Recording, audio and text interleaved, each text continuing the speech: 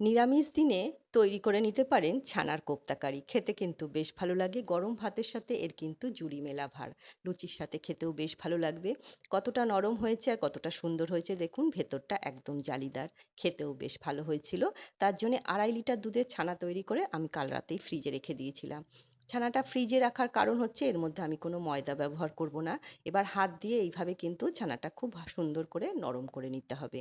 এবার এর মধ্যে স্বাদ অনুসারে নুন, ধনের গুঁড়ো, গোলমরিচের গুঁড়ো, লঙ্কার গুঁড়ো আর গরম মশলার গুঁড়ো দিয়ে খুব ভালো করে ছানাটা আমি মেখে নিচ্ছি। আমি এখন বলের আকার দিচ্ছি, গরম তেলে ফেলার পর কোপ্তার আকার কিন্তু নিজেই দিয়ে নেবে। তেল খুব ভালো মতো গরম হয়ে গেছে, গ্যাসের ফ্লেম মিডিয়ামে রেখেই আমি বলগুলো তেলের মধ্যে ছেড়ে দিচ্ছি ভাজার জন্যে। এগুলো ভাজা হোক, চলুন একটা মশলা তৈরি করে নিই। একটা মিক্সিং জারের মধ্যে আদা, কাঁচা লঙ্কা, কাজু বাদাম আর টমেটোর একটা পেস্ট তৈরি করে নেবো। ওদিকে দেখুন এক পিঠ ভাজা হয়ে গেছে, খুব হালকা হাতে আরেক পিঠ আমি উল্টে দিচ্ছি।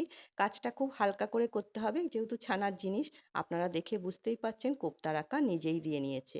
বাকি তেলটা তুলে নিলাম, যতটা তেলের প্রয়োজন তার মধ্যে গোটা গরম মশলা ফোড়নে দিয়ে বেটে রাখা মশলা দিলাম, মিক্সিং জারে জল দিয়ে সেটা দিলাম।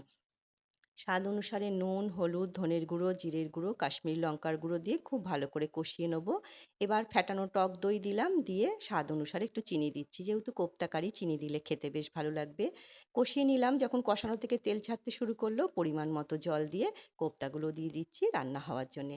রান্নাটা এবার হতে দেবো। রান্নাটা প্রায় হয়ে এসছে, নামানোর আগে গরম মশলা আর একটু কাসুরি মেথি দিলেই তৈরি হয়ে যাবে ছানার কোপ্তা কারি। ট্রাই করে আপনারা দেখতে পারেন।